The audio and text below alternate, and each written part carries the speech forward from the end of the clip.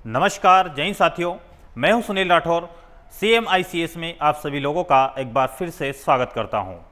साथियों, इस क्लास के अंतर्गत हम जैसे कि लास्ट क्लास में मैंने आपको बतलाया था कि हमने जो कि प्रायद्वीपीय पठार से लेकर हमने द्वीपीय क्षेत्र तक की चर्चा की थी और आपने देखा होगा कि जहां पर हमने 6 पार्ट में भारत का भौगोलिक विभाजन किया था, उन 6 पार्ट के अंतर्गत लास्ट के 2 पार्ट थे जहां पर लद्दाख वाला क्षेत्र और मरुस्थलीय क्षेत्र के अंतर्गत जिसे रखा जाता है। एक मरुस्थलीय क्षेत्र हो जाता है जिसमें रेतीला मरुस्थल और एक हो जाता है आपका बर्फीला मरुस्थल। वहीं द्वीपीय क्षेत्र के बारे में मैंने अंडमान निकोबार के बारे में चर्चा की थी इसके पूर्व की क्लासे में।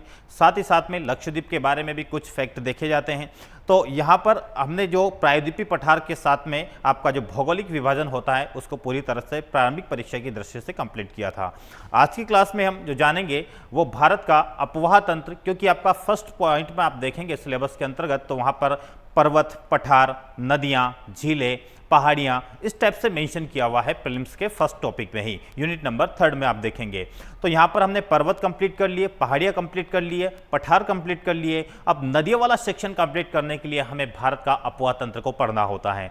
तो यहाँ पर ज़्यादा डेप्थ में नहीं जाएंगे, सिंपल नदियों के बारे में आपको ध्यान रखना है। मेंस में हम इसके डिटेल में जानेंगे कि आखिर अपवाह तंत्र क्या होता है, द्रोणियाँ क्या होती है और अपवाह द्रोणी क्या होती है, अपवाह बेसिन क्या होते हैं, नदी प्रतिरूप क्या होता है और अपवाह प्रतिरूप का निर्धारण के कौन कौन से प्रमुख कारक होते हैं, कौन कौन से अपवाह प्रतिरूप निर्मित होते हैं जिसमें कौन कौन सी नदियाँ शामिल होती हैं और अपवाह प्रतिरूप के प्रकार होता है, कौन सी नदियाँ पूर्ववर्ती होती है, कौन सी अपवर्ती होती है। ये सारी डिटेलिंग चीज़ें आपको मेंस की दृष्टि से भी पढ़ना होती है। हम यहाँ पर सीधे तौर पर चर्चा करेंगे भारत का अपवाह तंत्र का एक विभाजन, ढाल के अनुरूप भी देखेंगे और साथ ही साथ में हम उत्पत्ति स्रोत कहाँ पर होता है तो उस आधार पर भी अपवाह तंत्र का वर्गीकरण देखेंगे। तो चलिए साथियों, सीधा हम टॉपिक पर आते हैं और आज का टॉपिक हमारा है मुख्यतः वो हो जाएगा आपका भारत का अपवाह तंत्र।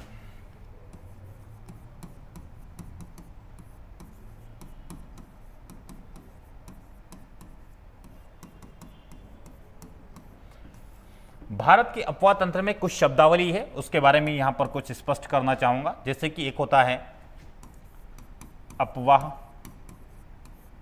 दूसरा अपवाह तंत्र, तीसरा होता है अपवाह नदी बेसिन,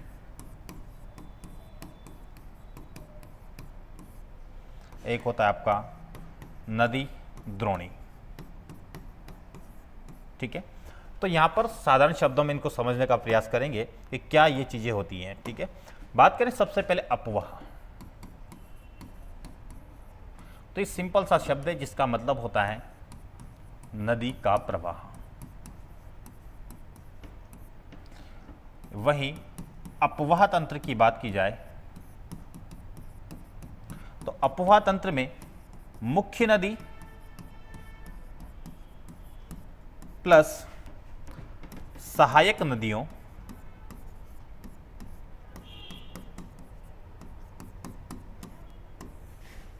के द्वारा निर्मित तंत्र को हम क्या कहेंगे? अपवाह तंत्र। ठीक है, एक शब्द होता है अपवाह बेसिन, नदी बेसिन कहिए या अपवाह बेसिन कहिए। अब आपको थोड़ा सा कंफ्यूजन होगा, एक अपवाह तंत्र है और एक अपवाह बेसिन है, दोनों में क्या अंतर है शाब्दिक तौर पर देखा जाए यहां पर तो देखिएगा, यहां पर हम लिखेंगे अपवाह तंत्र और इस तरफ लिखेंगे हम अपवाह बेसिन। समझिएगा, जैसे कि मैंने एक कोई मुख्य नदी बनाई, इसमें इसकी सहायक नदियां हैं। ठीक है, ये सहायक नदियां सेम इसी प्रकार से यही डायग्राम हम यहां पर ड्रॉ करते हैं। ये मुख्य नदी जिसमें सहायक नदी आकर मिलती है। अब दोनों में अंतर क्या होता है? मुख्य नदी और इसकी सहायक नदियों से मिलकर जो एक तंत्र बना है, सिर्फ इसी को कहा जाता है अपवाह तंत्र। ये मुख्य नदी हो गई और सहायक नदी हो गई। लेकिन अपवाह बेसिन में इस संपूर्ण क्षेत्र को शामिल किया जाता है। ये जितना भी आपको एरिया दिख रहा है, इस सभी एरिया इसमें जहां से भी नदी को या सहायक नदी को जल का सहयोग जिस जिस क्षेत्र से होता है, उस संपूर्ण क्षेत्र को अपवाह बेसिन के तौर पर जाना जाता है। लेकिन अपवाह तंत्र में सिर्फ मुख्य नदी का मार्ग और सहायक नदी तंत्र, सहायक नदियों का मार्ग मिलकर जो तैयार एक तंत्र होता है, उसी को हम क्या कहेंगे? अपवाह तंत्र। जबकि अपवाह बेसिन में हम संपूर्ण क्षेत्र को, जहां से भी जल का योगदान नदी को होता है, तो उस संपूर्ण क्षेत्र को हम अपवाह बेसिन कह देते हैं। क्लियर हुआ यहां पर? और इसी अपवाह बेसिन को नदी द्रोणी भी कह दिया जाता है। ठीक है, चलिए अब हम सीधा वर्गीकरण देखेंगे। भारत में अपवाह तंत्र का एक वर्गीकरण।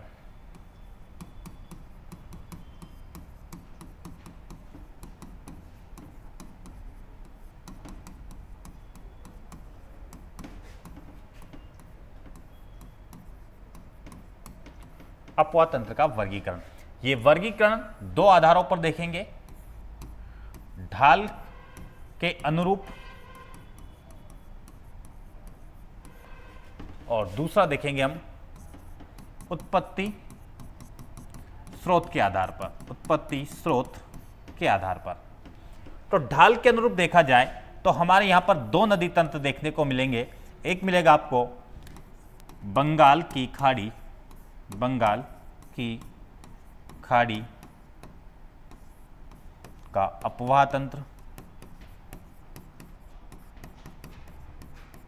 और वहीं दूसरा अरब सागर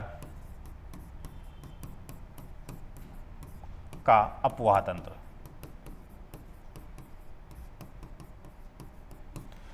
उत्पत्ति स्रोत के आधार पर देखें, कई सारी ऐसी नदियां हैं जिसकी उत्पत्ति स्रोत अगर देखा जाए तो हिमालयी क्षेत्र के इर्द गिर्द से होता है। वहीं दूसरी और अन्य नदियों की उत्पत्ति स्रोत के बारे में देखिए तो प्रायद्वीपीय पठार से अन्य नदियां उद्गमित होती है। तो ये दो उत्पत्ति स्रोत है, एक हो जाएगा हिमालयी अपवाह तंत्र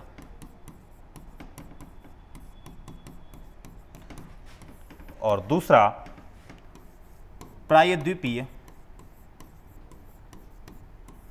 अपवाह तंत्र। क्लियर है?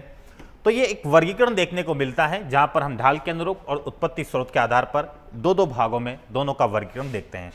बंगाल की खाड़ी के अपवाह तंत्र में हम कौन कौन सी नदियां देखेंगे, यहां पर एक उदाहरण स्वरूप लिख सकते हैं। जैसे कि बंगाल की खाड़ी में जो भी नदियां अपना मुहाना बनाती हैं, उन सभी नदियों को बंगाल की खाड़ी के अपवाह तंत्र के अंतर्गत शामिल मान लिया जाता है। जैसे कि सबसे पहले हम लिखेंगे ब्रह्मपुत्र, ब्रह्मपुत्र के बाद में गंगा, गंगा के बाद आपकी हो जाएगी महानदी, स्वर्णरेखा नदी,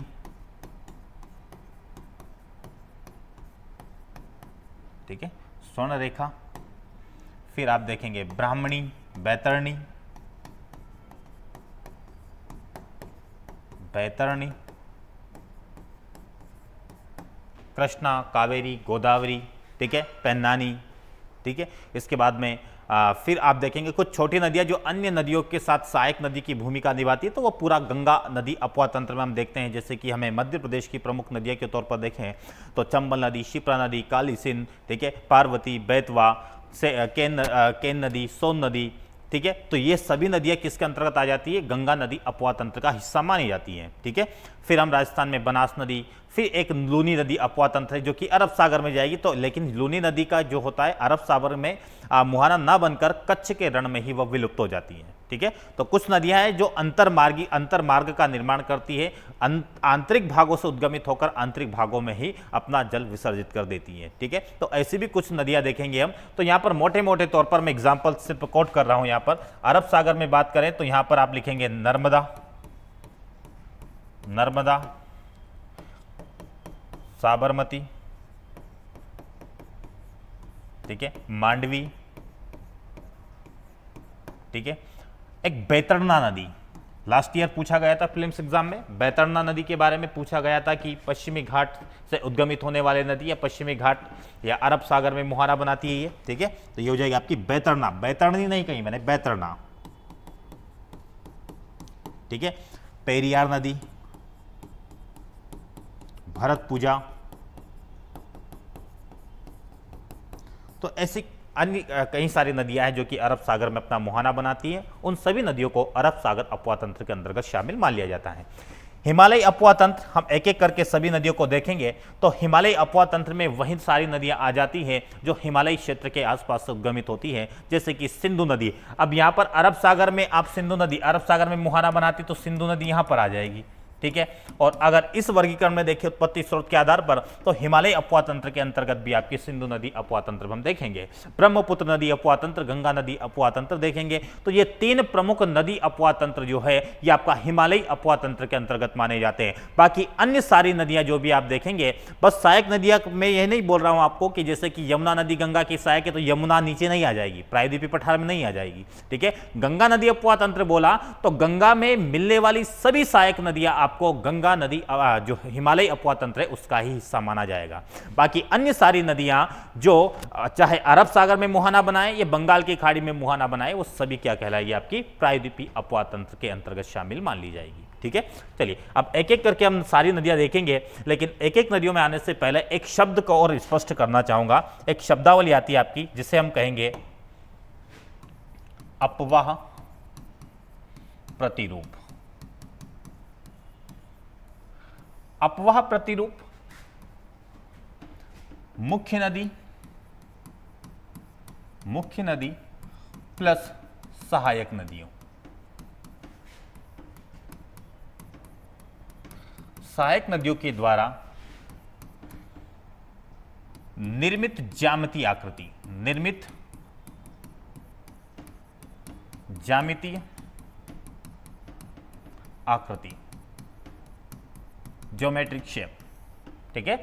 मेन रिवर और आपका उसकी ट्रिब्यूटरी जो भी होती है उसके द्वारा कौन सा ज्योमेट्रिक शेप निर्मित किया जाता है, उस आकृति को ही कहा जाएगा अपवाह प्रतिरूप। ये कई प्रकार की होती है, अरीय अपवाह प्रतिरूप, धूमाकृतिक अपवाह प्रतिरूप, समानांतर अपवाह प्रतिरूप, अपकेंद्रीय अपवाह प्रतिरूप, अपकेंद्रीय अपवाह प्रतिरूप, अभिकेंद्रीय अपवाह प्रतिरूप, ठीक है, और समकोणीय अपवाह प्रतिरूप। ये विभिन्न प्रकार के अपवाह प्रतिरूप है। हम जब नदियां पढ़ेंगे तो नदियों के साथ में मैं आपको डिकोड करता चलूंगा कि कहां कहां पर कौन कौन सी अपवाह प्रतिरूप का निर्माण कौन सी नदी कैसे करती है, ठीक है। चलिए, तो ये अपवाह प्रतिरूप की शब्दावली आपको क्लियर हुई। अब हम सीधा चलेंगे सिंधु नदी अपवाह तंत्र के बारे में। हिमालय अपवाह तंत्र का पहला जो नदी तंत्र है उसका नाम हो जाएगा सिंधु नदी अपवाह तंत्र। सिंधु नदी अपवाह तंत्र। अब सिंधु नदी अपवाह तंत्र में हमें क्या क्या मेन बातें ध्यान रखनी है। सबसे पहले हम मैप में इसको डिजाइन करेंगे कि मैप में कहां कहां पर आपको किस रूप में ये दिखाई देती है, ठीक है। तो मैप में सबसे पहले इसको शो कर देते हैं आपको।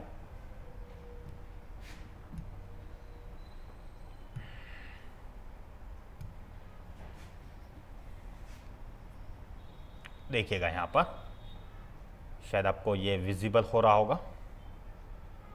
चलिए, यहां पर मैं ड्रॉ कर देता हूं थोड़ा सा आउटलाइन मैप के रूप में कि इंडिया की बाउंड्री कहां कहां पर आपको देखने को मिल रही है। इसमें देखिएगा,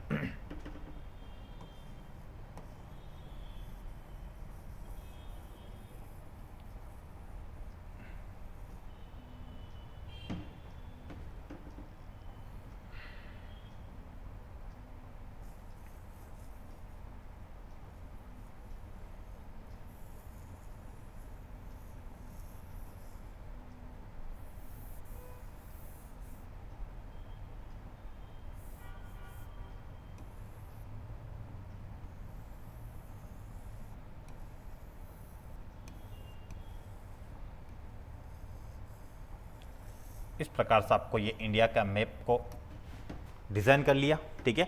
अब यहाँ पर कुछ प्रमुख नदियाँ हैं, उसके बारे में एक अलग पेन का यूज़ करके हम सारी चीज़ यहाँ पर बतलाते हैं, ठीक है। देखिएगा, सबसे पहले हम देखेंगे ये जो वाला एरिया है आपका, यहाँ पर ये पूरा संपूर्ण एरिया कहलाता है तिब्बत। तिब्बत का पठार मान लीजिए इसको, ठीक है।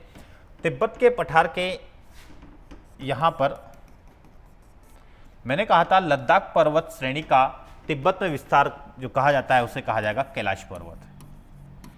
कैलाश पर्वत, इसी कैलाश पर्वत के अंतर्गत एक हिमनद है। क्या कहा मैंने?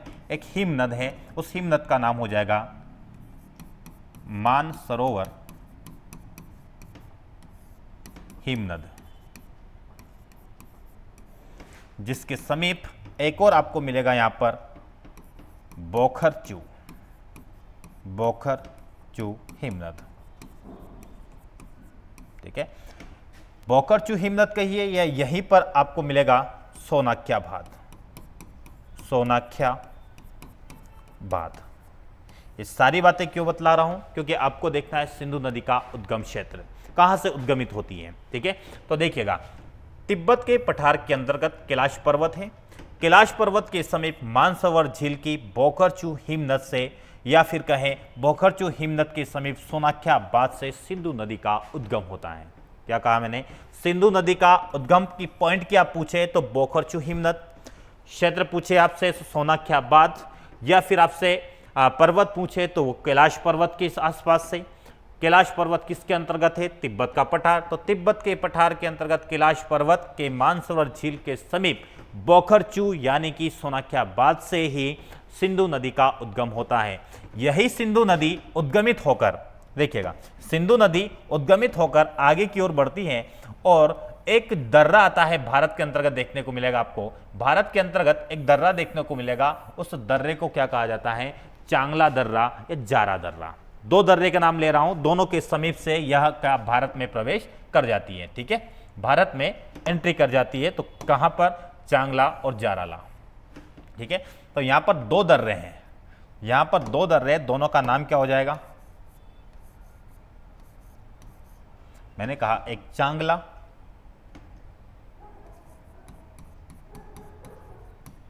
और एक जाराला,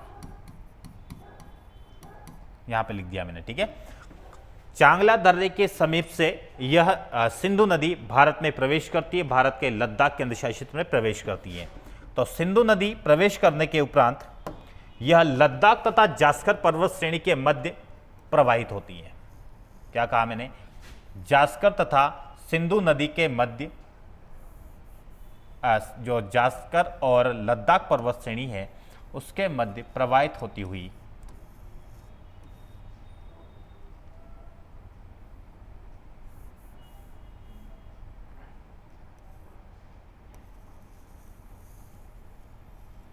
ये पाकिस्तान में एंटर कर जाती है और कराची के पूर्व में, क्या कहा मैंने? कराची के पूर्व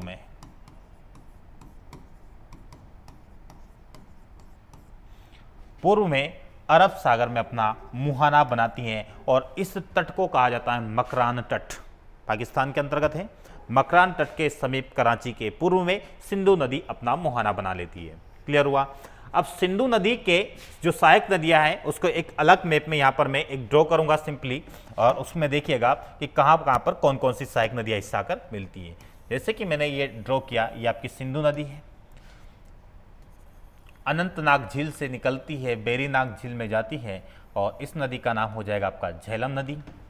फिर एक और नदी आपकी चिनाब नदी, जो सिंधु नदी की सबसे बड़ी सहायक नदी के तौर पर जानी जाती है, और यह है हिमाचल प्रदेश के बाड़ा लाचा दर्रा। क्या कहा मैंने?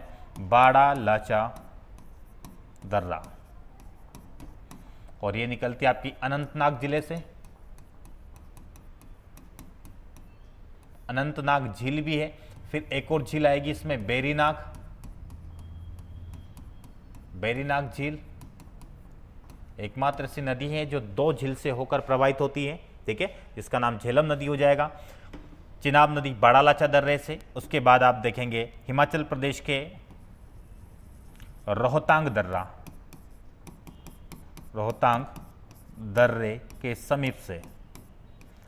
दर्रे के समीप से रावी नदी का उद्गम होता है। यह आगे चलकर चिनाब नदी में अपना मुहाना बनाती है, और इसके पश्चात व्यास कुंड से, क्या कहा मैंने?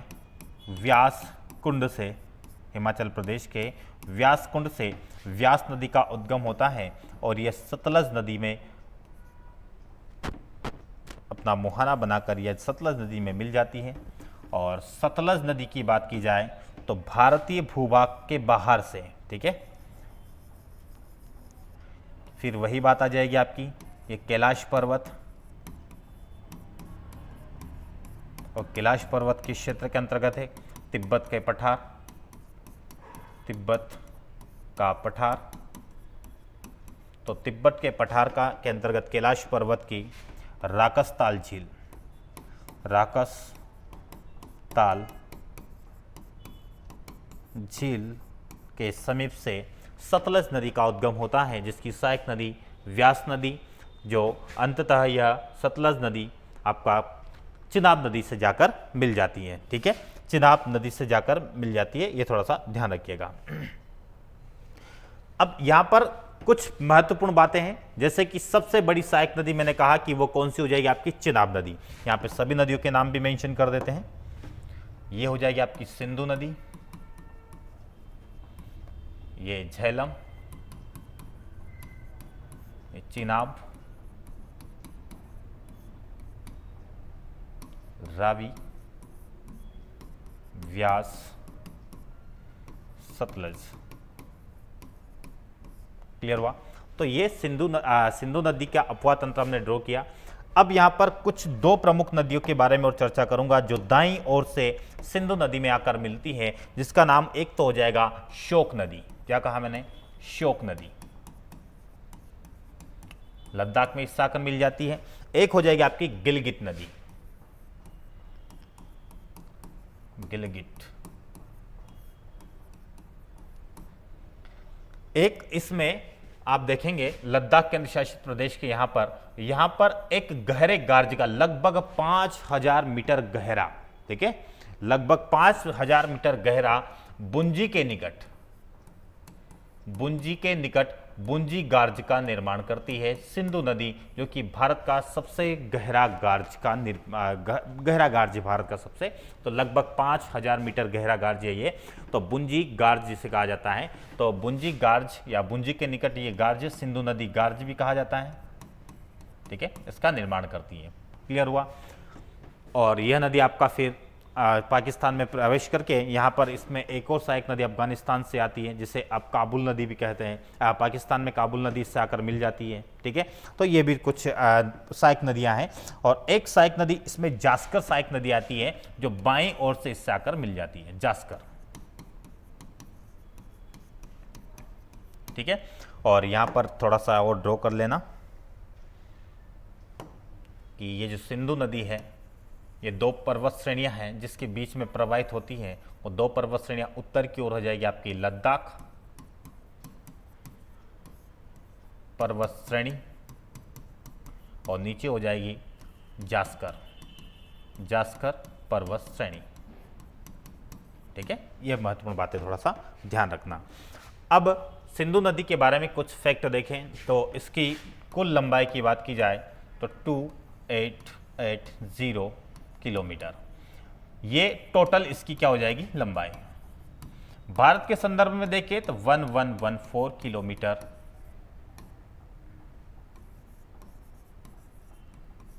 ठीक है, भारत में इसकी लंबाई कितनी हो जाएगी? 1114 किलोमीटर, और ओवरऑल 2880 किलोमीटर इसकी ओवरऑल लंबाई हो जाती है। ठीक है, यहाँ तक ये सारी चीज़ें हमने देख लिया।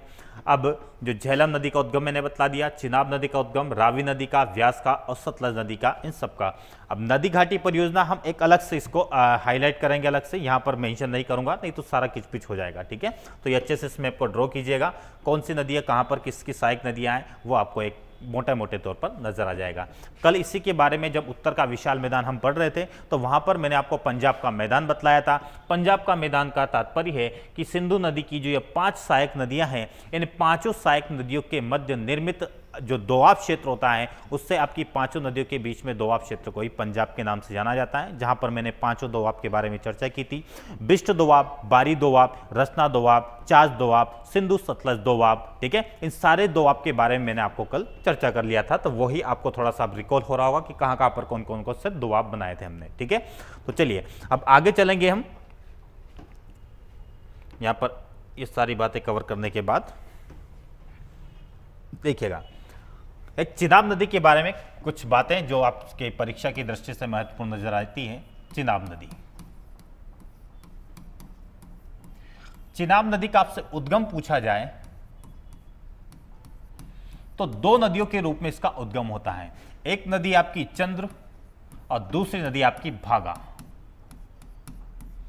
चंद्र और भागा ये दोनों नदियां हिमाचल प्रदेश के अंतर्गत ही एक जगह का नाम है ताड़ी। इस ताड़ी के समीप ये दोनों नदियां आपस में मिल जाती हैं, यहीं से इसका नाम हो जाता है चिनाब नदी। तो कभी आपसे पूछा जाए कि चिनाब नदी का उद्गम किन दो नदियों के संगम से होता है, तो दो नदियां हैं, चंद्र और भागा नदी। इस चंद्र और भागा नदी के संगम से ही आपकी चिनाब नदी का उद्गम हो जाता है। ठीक है, और यह आपका जो चंद्रभागा नदी है, ये चंद्रभागा नदी आगे जम्मू कश्मीर के मैदान से प्रवाहित होती हुई मिठन कोट के समीप ये कहां पर किससे मिल जाती है, यह आपका मिठन कोट जो सिंधु नदी से मिल जाती है, मिठन कोट के समीप, ये भी ध्यान रखिएगा, मिठन कोट के समीप सिंधु से मिल जाती है, सिंधु नदी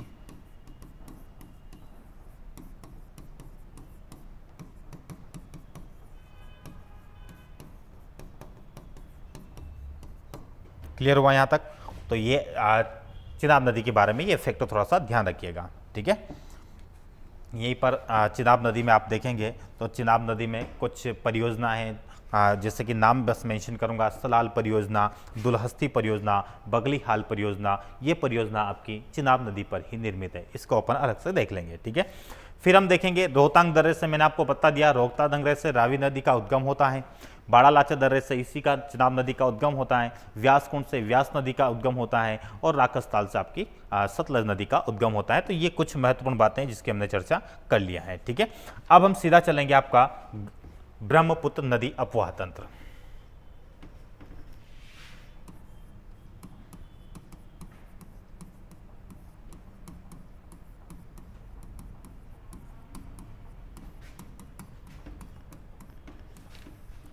ठीक है,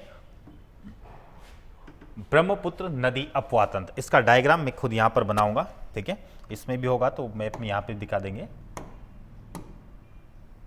देखिएगा।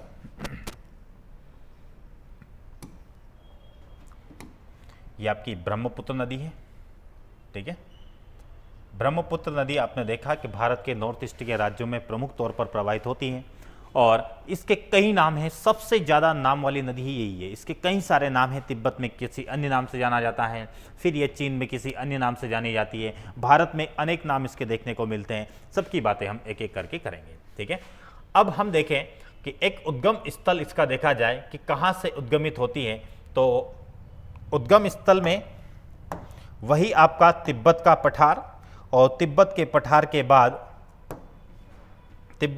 के बाद यहां पर देखेंगे आप मानसरोवर झील, जैसे कि यहां पर मैं मेंशन कर रहा हूं, यह आपका हो जाएगा तिब्बत का पठार, यहीं पर आपका कैलाश पर्वत, इसी के समीप है आपका चेमा युंगडुंग ग्लेशियर या हिमनद। चेमा युंगडुंग ग्लेशियर से ब्रह्मपुत्र नदी का उद्गम हो रहा है, और ये किस नाम से, सांगपो नदी के नाम से इसका उद्गम हो रहा है। यारलुंग जागपो नदी चीन में इसको बोला जाता है, और वही तिब्बत क्षेत्र में बात किया जाए तो इसे सांगपो नदी के नाम से जाना जाता है। जैसे कि मैंने आपको बताया था, सिंधु और आपकी जो झेलम नदी है, दोनों के मध्य जो जो दोआब निर्मित हो रहा था, सिंधु सागर दोआब, और वहीं पर मैंने आपको एक घाटीनुमा संरचना की चर्चा की थी, जिसे कहा जाएगा ITSZ, इंडस सांगपो सूचरजोनी। ये जो सांगपो शब्द का प्रयोग किया गया था, ये सांगपो क्या है, आपका ब्रह्मपुत्र नदी का ही तिब्बत में नाम था। तो सांगपो नदी के नाम से इसे कहां जाना जा रहा है, तिब्बत में। फिर आप देखेंगे यारलुंग जागपो, यारलुंग जागबो, तो यह कहां पर बोला जा रहा है, चीन में। क्लियर हुआ। अब जब यह नदी सिंटेक्सियल मोड़ के समीप, मैंने आपको पहाड़ियां बताई थी, सिंटेक्सियल मोड़ अरुणाचल प्रदेश में, सिंटेक्सियल मोड़ के समीप से यह दक्षिण की ओर प्रवाहित होना शुरू कर देती है। इसका प्रवाह कैसे होता है, लगभग पूर्व की ओर। ठीक है, तो पूर्व से दक्षिण की ओर कब मुड़ती है, सिंटेक्सियल मोड़ के समीप। तो ध्यान रखना, ब्रह्मपुत्र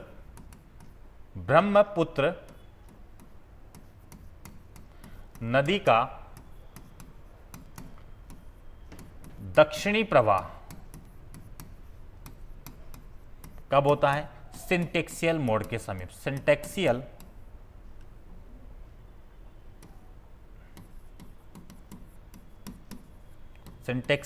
मोड। तो सिंटेक्सियल मोड के समीप ब्रह्मपुत्र नदी अपना रुख दक्षिण की ओर कर लेती है, और जैसे ही दक्षिण की ओर ये प्रवेश करती है, इसका नाम क्या हो जाता है? ध्यान रखना, दक्षिण की ओर प्रवेश करते ही इसका नाम हो जाता है दिहांग नदी। ध्यान रखना, दिहांग कोई अन्य नदी नहीं है, दिहांग कोई अन्य सहायक नदी ब्रह्मपुत्र में आकर ऐसा मिल रही है, ऐसी कोई कहानी नहीं है। सिंपल सी बात है कि जैसे ही ब्रह्मपुत्र नदी सेंटेक्सियल मोड के समीप से दक्षिण की ओर मुड़ती है, अरुणाचल प्रदेश में प्रवेश करती है, तब इसका नाम हो जाता है दिहांग नदी। और जब इस दिहांग नदी में एक सहायक नदी आती है आपकी दिबांग, और एक सहायक नदी आती है आपकी लोहित, जिसे खूनी नदी भी कहा जाता है। ठीक है, तो मैंने क्या कहा, दिहांग नदी में, यानी कि ब्रह्मपुत्र ही आपकी, दिहांग नदी में जब दो अन्य सहायक नदियां दिबांग और लोहित आकर मिल जाती हैं, तो तीन मुख जैसी संरचना बनती है। इसीलिए ब्रह्मपुत्र नदी का नाम अरुणाचल प्रदेश में क्या हो जाता है? इसका नाम हो जाता है ब्रह्मपुत्र नदी। ठीक है, यहीं से इसका नाम क्या हो जाएगा? ब्रह्मपुत्र नदी। ठीक है, तो ये थोड़ा सा ध्यान रखिएगा, जो मैं बातें बोल रहा हूं यहां पर किचपिच ना हो जाए थोड़ा सा, तो यहां पर मेंशन नहीं कर रहा हूं। मैंने सिंपल सा कहा, दिहांग नदी अरुणाचल प्रदेश में आई, दो सहायक नदियां लोहित और दिबांग नदी आकर इससे मिली है। दिबांग और दिहांग अलग अलग है। ठीक है, तो दिबांग लोहित इससे आकर मिलेगी, तो इसका नाम हो जाएगा ब्रह्मपुत्र। तो अरुणाचल प्रदेश में इसको सर्वप्रथम ब्रह्मपुत्र नदी के नाम से जाना जाता है। फिर यह नदी असम में प्रवेश करती हुई बांग्लादेश में प्रवेश करेगी। बांग्लादेश में ही इससे एक सहायक नदी आकर मिलेगी, जिसका नाम हो जाएगा आपका तिस्ता नदी। क्या कहा मैंने? तिस्ता नदी।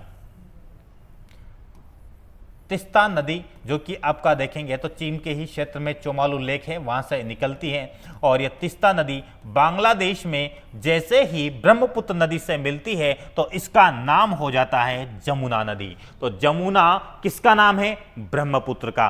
किस जगह पर नाम है? तो बांग्लादेश में। बांग्लादेश में ब्रह्मपुत्र नदी को किस नाम से जाना जाता है? तो वो जमुना नाम से जाना जाता है। इस नदी का नाम जमुना कब पड़ता है? तो ब्रह्मपुत्र से जब तिस्ता नदी आकर मिल जाती है, तो इसका नाम हो जाता है जमुना। क्लियर हुआ? गंगा नदी अपवाह तंत्र जब हम पढ़ेंगे तो ये दो वितरिका का निर्माण करती है, एक मुख्य गंगा नदी और एक हुगली नदी। तो मुख्य गंगा, जिसे भागीरथी नाम से जाना जाता है, यह मुख्य गंगा जैसे ही जमुना नदी से आकर मिलती है, तो इसका एक नया नाम हो जाता है, उसे आप कहेंगे पद्मा। तो ध्यान रखना, पद्मा जमुना से नहीं मिल रही है, मुख्य भागीरथी नदी का जब संगम होगा जमुना नदी से, और जमुना और मुख्य भागीरथी अर्थात गंगा आपस में संगम होता है, तो इसका नाम हो जाता है पद्मा। ठीक है, तो यह नदी का नया नाम क्या हो गया? पद्मा। ठीक है, पद्मा कहां पर, किस नदी को बोला जा रहा है? तो गंगा नदी को बांग्लादेश में पद्मा के नाम से जाना जा रहा है। तो पॉइंट अच्छे से नोट कर लीजिएगा, यहां पर मैं मेंशन कर देता हूं एक बार। देखिएगा, जमुना कहां? तो यह किसका नाम है? ब्रह्मपुत्र का। और कहां पर? बांग्लादेश में। और कैसे बनती है जमुना? पद्मा और ब्रह्मपुत्र के संगम से। फिर मैंने कहा पद्मा, तो पद्मा कहां पर? पद्मा किसका नाम है? तो गंगा का। यह कहां पर बोला जाता है इसे? बांग्लादेश में।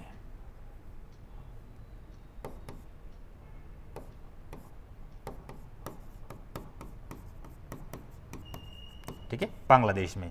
और किन दो नदियों के संगम से? तो जमुना तथा मुख्य भागीरथी नदी के संगम से पद्मा का नाम बनता है, या पद्मा नदी का उद्गम होता है। फिर फाइनली एक बराक नदी है। बराक नदी बांग्लादेश में जब आएगी तो यह मेघना नाम से इससे मिल जाती है, मेघना। और मेघना नाम से जैसे मिलती है तो इसकी फाइनली इसका नाम क्या हो जाता है?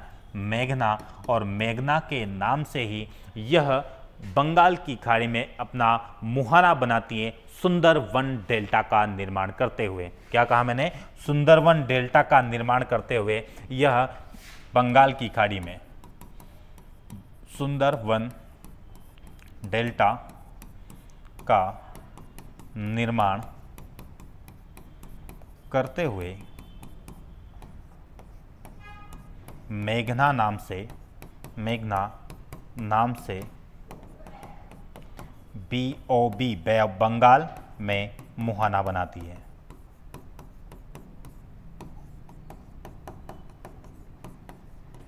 क्लियर हुआ। अब कुछ अन्य और सहायक नदियां हैं, जैसे कि अरुणाचल प्रदेश से आती है सुब्रनसिरी, नागालैंड से आती है आपकी धनसिरी, नागा पहाड़ी से उद्गमित होती है धनसिरी, ठीक है, धनसिरी, और यहां पर आपका सुब्रनसिरी लिखा हुआ है।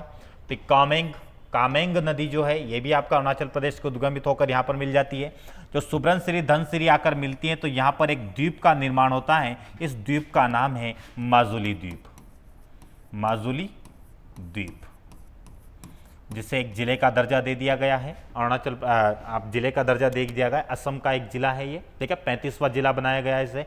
तो माजुली द्वीप को जिले का दर्जा दिया गया है। तो ये आपका कहाँ पर है, ब्रह्मपुत्र नदी, जहाँ पर सुब्रनसिरी नदी ब्रह्मपुत्र नदी में आकर मिलती है, उसी के समीप यह ब्रह्मपुत्र नदी दो धाराओं में बढ़ती है। इसके बीच में एक द्वीप का निर्माण होता है जिसे माजुली द्वीप कहा जाता है, जिसे असम का 35वां जिला घोषित कर दिया गया है। और यह माजुली द्वीप है विश्व का सबसे बड़ा अंतर नदीय द्वीप है, अंतः नदीय द्वीप है, और एक डेल्टा के रूप में भी बनता है, जो कि आप देखेंगे नॉर्थ अमेरिका के अंतर्गत, तो वहां पे मिलेगा आपको एक, ठीक है। तो यह माजुली द्वीप है, विश्व का सबसे बड़ा अंतर नदी द्वीप है। फिर आप आगे देखेंगे तो एक आपकी एक नदी मिलेगी यहाँ पर, ठीक है, यहाँ पे मानस नदी आपको देखने को मिलेगी, ठीक है, यह मानस नदी है। मानस नदी के बाद संकोच नदी आपको दिखेगी, संकोच नदी के बाद में एक और नदी आपको मिलेगी यहाँ पर देखेंगे रेडाक नदी, ठीक है, ये रेडाक नदी भी साकर मिल जाएगी आपको, एटलस में सब चीजें दिख जाएगी। तो कुछ खास सहायक नदियां हैं, इनके बारे में थोड़ा सा ध्यान रखना। धनसिरी किधर से आकर मिलती है, जैसे कि हम इस ओर चल रहे हैं तो ये आ रही है आपकी बाईं ओर से, दाईं ओर से सुब्रनसिरी, ये इधर से तीस्ता नदी भी आपका किधर से, दाईं ओर से आई है, जबकि मेघना नदी देखिए तो बाईं ओर से आई है। फिर आप देखेंगे धनसिरी बाईं ओर से है, लोहित आपकी बाईं से, दिबांग आपकी बाईं ओर से सहायक नदियां हैं।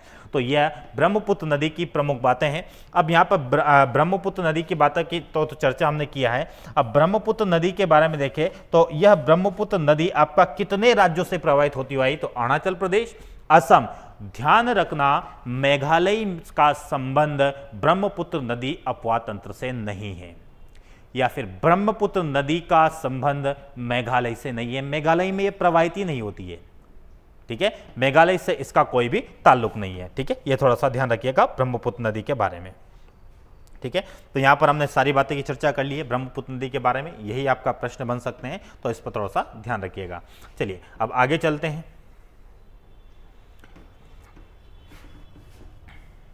चलिए अब यहां पर हम देखेंगे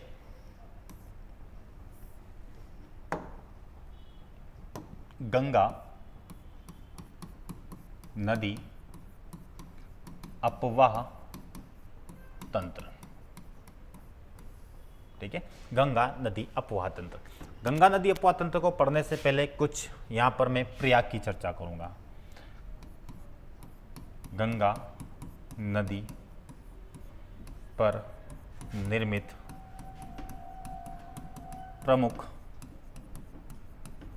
प्रयाग, ठीक है, प्रमुख प्रयाग कौन कौन से, मैप बनाएंगे, मैप के साथ में लिखेंगे, ठीक है। ये आपकी एक नदी, ये आपकी दूसरी नदी, ठीक है,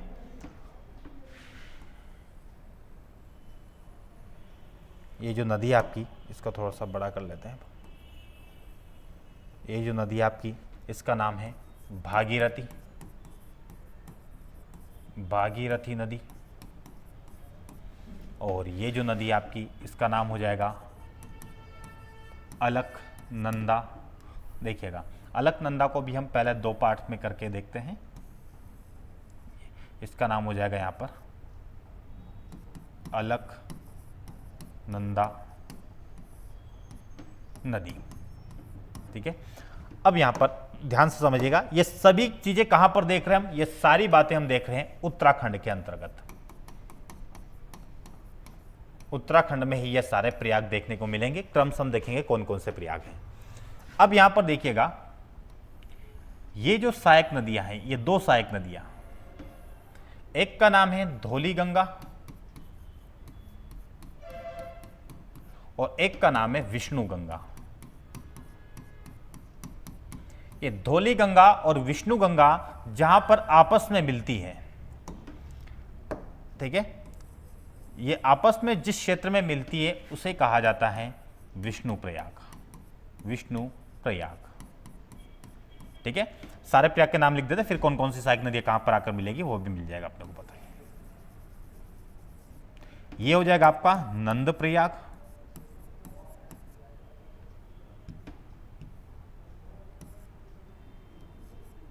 नंद प्रयाग, ठीक है। ये हो जाएगा आपका कर्ण प्रयाग, ये हो जाएगा आपका रुद्र प्रयाग,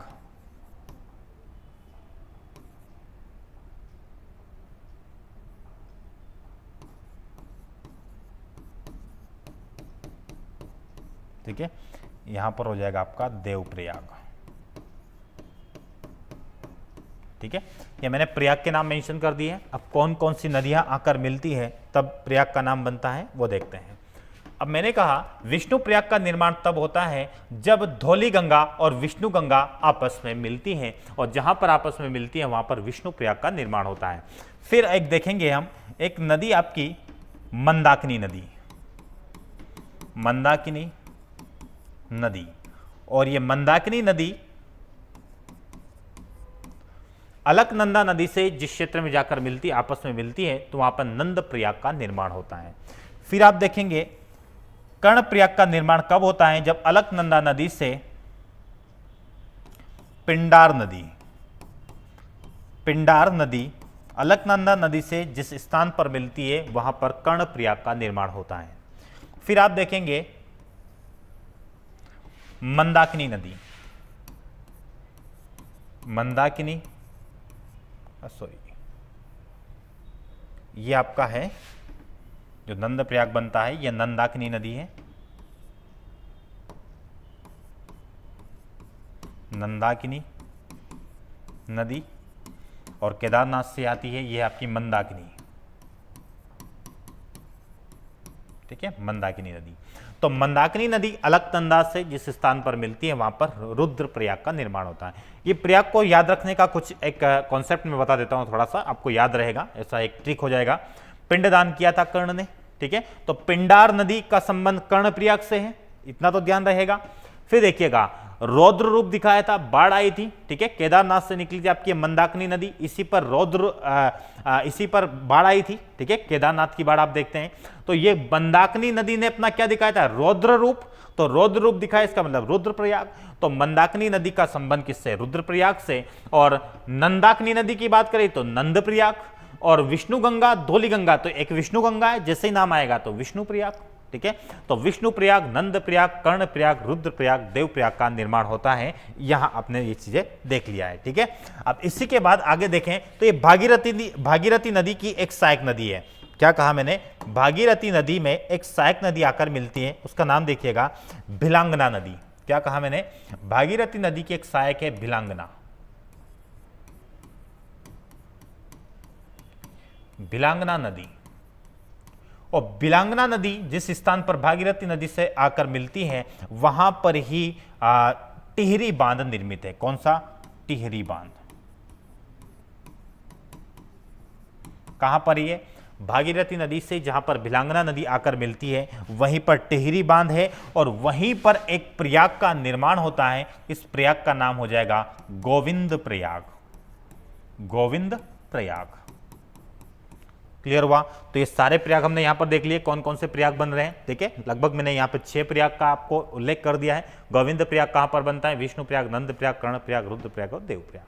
क्लियर हुआ इतना, ठीक है। अब यहां पर आप देखें कौन सी नदी कहां से उद्गमित हो रही है, तो ये आप देखेंगे जो आपकी मुख्य भागीरथी नदी है ये कहां से उद्गमित होकर आ रही है, तो ये हो जाएगी आपकी गंगोत्री हिमनद, गंगोत्री हिमनद, ठीक है। मंदाकिनी आपका आ जाएगा केदारनाथ।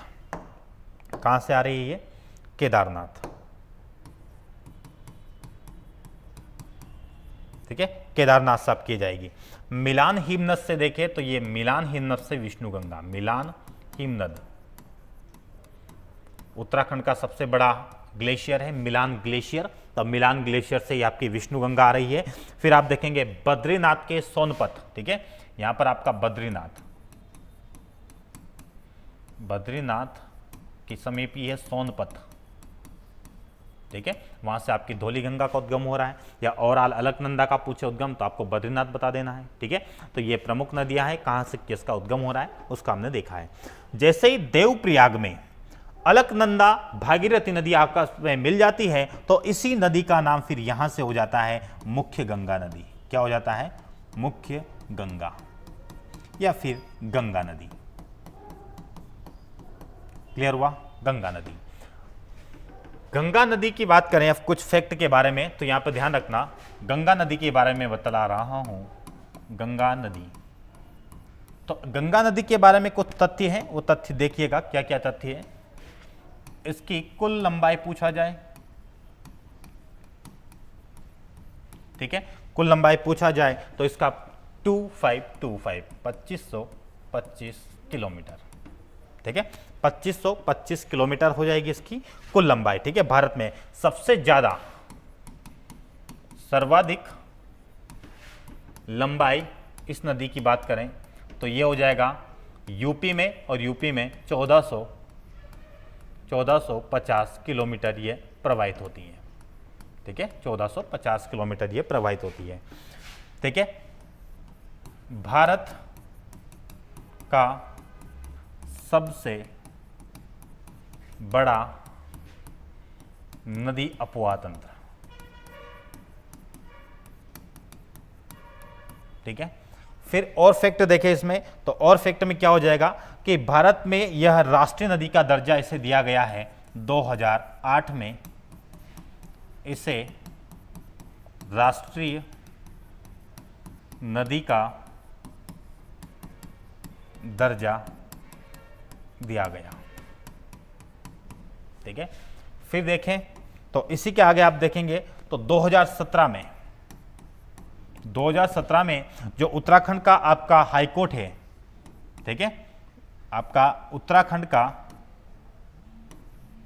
जो उच्च न्यायालय है, उत्तराखंड के उच्च न्यायालय ने इसे जीवित नदी का दर्जा दिया, ठीक है, जीवित नदी का दर्जा इसे प्रदान कर दिया गया। फिर आप देखेंगे गंगा के लिए एक 2016 में गंगा स्मार्ट सिटी मिशन चल रहा है, जो कब से? आपका 2016 से। तो ये कुछ प्रमुख बातें हैं जो कि आपको नोट कर लेना चाहिए गंगा नदी के संदर्भ में। और गंगा नदी के बारे में कुछ और एक फैक्ट और लिख लेते हैं। जैसे कि ये प्रवाहित होगी तो दाईं ओर से मिलने वाली प्रथम सहायक नदी, उसका नाम हो जाएगा रामगंगा, ठीक है। और अंतिम सहायक नदी की पूछे दाईं ओर से ही, ठीक है, अंतिम सहायक नदी दाईं ओर से ही, उसका नाम हो जाएगा महानंदा नदी, ठीक है। अब मैप में देख लेते हैं कहां पर कौन कौन सी सहायक नदियां इससे आकर मिलती है, ठीक है। अगले पेज में देख लेते हैं, फिर इसके बाद में अपनी क्लास को वाइंड अप करेंगे।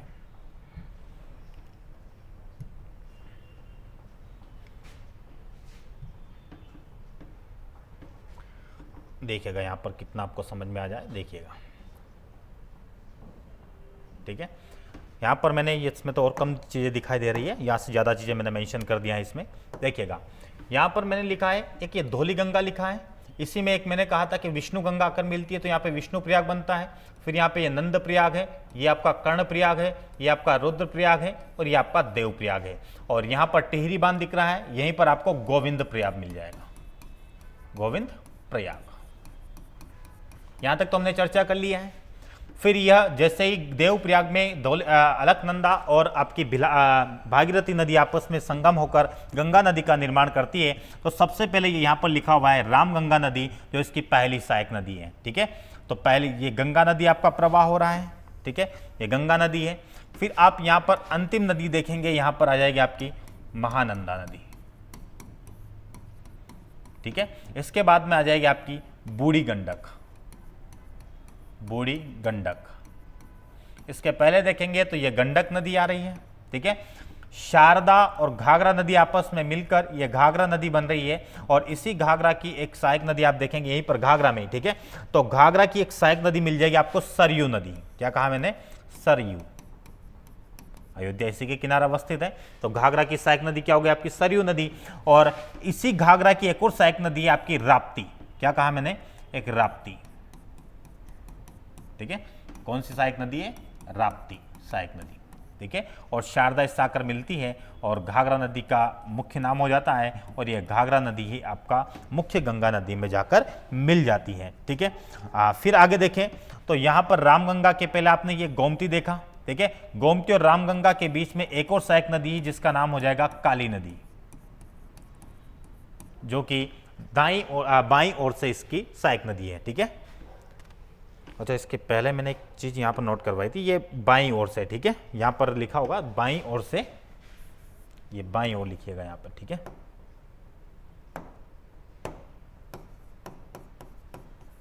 बाईं ओर से मिलने वाली प्रथम सहायक नदी रामगंगा, और ये अंतिम बाईं ओर से मिलने वाली भी कौन सी हो जाएगी आपकी? वो भी आपकी महानंदा नदी। ठीक है, चलिए इसमें आ जाइए। अब यहां पर मैंने ये बतला दिया आपको। फिर इसकी दाईं ओर से मिलने वाली सबसे लंबी सहायक नदी हो जाएगी इसकी, जिसका नाम हो जाएगा यमुना नदी, जो कि उत्तराखंड के यमुनोत्री हिमनद से उद्गमित होती है। इसी की एक सहायक नदी है हिंडन नदी, और इसी की मध्य प्रदेश से आने वाली एक सहायक नदी है चंबल नदी। एक हो जाएगी आपका सिंध नदी, एक बेतवा नदी और केन नदी। ये इसकी प्रमुख सहायक नदियाँ किसकी? यमुना नदी की। फिर आप देखेंगे कि गंगा नदी में ही हमारे यहाँ पर देखिए मध्य प्रदेश के अमरकंटक से सोन नदी का उद्गम होता है, और ये सोन नदी गंगा में मिलती है। और सोन नदी के बाद आप देखें तो यहाँ पे पुनपुन नदी है एक, तो ये भी आपकी गंगा नदी में मिल जाती है। कर्मनाश नदी भी आपका, ये भी आपका बिहार में ही, बिहार में देखेंगे तो बिहार में यह गंगा नदी से मिल जाती है। तो प्रमुख सहायक नदियां यहां पर मेंशन है, एक बार फिर से रिपीट कर देता हूं। सबसे पहली सहायक नदी गंगा की बाईं ओर से मिलने वाली रामगंगा, उसके बाद में काली नदी, गोमती, शारदा और घाघरा आपस में मिलती हैं, और यह घाघरा के नाम से ही गंगा नदी मिल जाती है। घाघरा की सहायक नदी सरयू है, और एक राप्ती नदी है। इसके बाद देखेंगे गंडक, ये बिहार में ही प्रवाहित होती है, और फिर हो जाएगी एक बूढ़ी गंडक, जो आपका देखेंगे बूढ़ी गंडक यहाँ पर। फिर एक और नदी यहाँ पर, एक महत्वपूर्ण नदी तो छूटी गया है, यहाँ पर महत्वपूर्ण नदी का नाम मेंशन करेंगे, जैसे कि यहाँ पर आप देखेंगे कोसी नदी। ठीक है, कौन सी नदी है? कोसी नदी।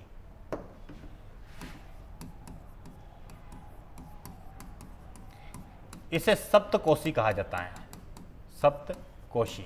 कहां पर? नेपाल में। 7 नदियां जो थी, तो 7 नदियां जो है, 7 नदियों की वजह से इसे क्या कहा जाता है? सप्तकोशी। इन 7 नदियों में सबसे बड़ी नदी की बात करें तो सबसे बड़ी नदी है आपकी अरुण नदी। ठीक है, पूछा जाए आपसे कि सप्तकोशी में जो 7 नदियां हैं, उन 7 नदियों में सबसे बड़ी नदी कौन सी है, तो हो जाएगी आपकी अरुण नदी। तो ये सप्तकोशी भारत में कोसी नदी के नाम से प्रवेश करती है, और ये कोसी नदी बिहार का शोक कहा जाता है। इसे क्या कहा जाता है? बिहार का शोक, क्योंकि अपना मार्ग बदल लेती है ये। ठीक है, बाढ़ से प्रभावित है। इसके बाद में आखिरी हो जाएगी आपकी महानंदा नदी। क्लियर हुआ? और यही गंगा नदी आगे चलती है, 2 भागों में बढ़ जाती है। एक भाग हो जाता है मुख्य भागीरथी, और एक का नाम हो जाता है हुगली। और इसी हुगली में मैंने एक दिन चर्चा की थी आपसे कि इसी हुगली में अगर आप देखें तो इसी हुगली में एक सहायक नदी है, जो कि आपका रांची के पठार और हजारीबाग के पठार से होती हुई इसमें आकर मिलती है, जिसका नाम है दामोदर नदी। ठीक है, दामोदर नदी इसकी सहायक नदी है। एक और सहायक नदी है हुगली की, जिसका नाम है अजय। अजय और दामोदर इसकी प्रमुख सहायक नदियां हैं, और यह हुगली और भागीरथी नदी तो आगे जमुना से मिल जाती है, जो पद्मा नाम से जानी जाती है, मैंने बतलाया है। तो इधर से आपकी कौन सी आ जाएगी, इधर से आपकी आ जाएगी जमुना, जिसका बांग्लादेश में ब्रह्मपुत्र को इसी नाम से जाना जाता है। मुख्य भागीरथी नदी से मिलती है, इसका नाम पद्मा हो जाता है। बाकी बातें तो हमने देख ही लिया है ब्रह्मपुत्र नदी के संदर्भ में। तो ये प्रमुख बातें हैं, और यहीं पर ये सुंदरवन डेल्टा का निर्माण करती है। सुंदरी वृक्ष पाए जाते हैं, इसलिए सुंदरवन डेल्टा उसे कहा जाता है। ठीक है, तो ये गंगा नदी अपवा तंत्र के बारे में देखा है। मध्य प्रदेश की नदियां, एमपी जीके में आप सारी नदियां पढ़ेंगे कहां से कौन उद्गमित होती है। तो ये एमपी की जीके, जो एमपी की नदियां उस पर ज़्यादा फोकस मैं नहीं करूंगा। ठीक है, अगर बहरहाल आपका मैं ही अगर ये इसको बताऊंगा मध्य प्रदेश के भूगोल के संदर्भ में, तो वहां पर हम इसके विस्तार से चर्चा करेंगे। ठीक है, एमपी का ज्योग्राफी वाली आपकी यूनिट है, उसमें हम इसको विस्तार से देखेंगे कि मध्य प्रदेश में कौन कौन सी नदियां हैं। ठीक है, तो ये गंगा नदी अपवा तंत्र है, इसके बारे में थोड़ा सा ये सारी बातों को थोड़ा ध्यान रखिएगा। ठीक है, तो गंगा नदी अपवा तंत्र हो गया आपका। इसके पहले मैंने आपको ये बता दिया कि एक हो गया आपका, यहां पर पूरा देख लेते हैं। यहां पर मैंने हिमालय अपवा तंत्र के अंतर्गत जो 3 प्रमुख नदियां आती हैं, तीनों प्रमुख नदियों की मैंने चर्चा कर दी है। यहां पर एक होता है आपका सिंधु, ठीक है, एक होता आपका ब्रह्मपुत्र, और एक होती है आपकी गंगा नदी। तो इसकी सभी की हमने विस्तार से चर्चा कर ली है। कल की क्लास में आपको प्रायद्वीपीय पठार की जो नदियां होती है, और साथ में एक झील वाला टॉपिक है, इसको हम कल की क्लास में कवर करके आपका पहला वाला बिंदु पूरी तरह से कवर हो जाएगा। तो आज के लिए हम क्लास को यहीं पर रोकेंगे। इन सारी बातों की चर्चा करने के उपरांत हम क्लास को यहाँ पर वाइंड अप करेंगे। ठीक है, कल हम एक नए टॉपिक को भी इसी में इंक्लूड कर देंगे, जो आपका झील वाला है। तो झील वाले टॉपिक को भी इसी के अंतर्गत बतला दिया जाएगा। ठीक है, तो इस सेशन की हम फिर कल से शुरुआत करेंगे। कल हम झीलों के बारे में और प्रायद्वीपीय अपवा तंत्र जो है, नदी अपवा तंत्र, उसके बारे में चर्चा करेंगे। तो चलिए साथियों, आज के लिए इतना ही। मिलते हैं कल की क्लास में, तब तक के लिए नमस्कार, जय हिंद।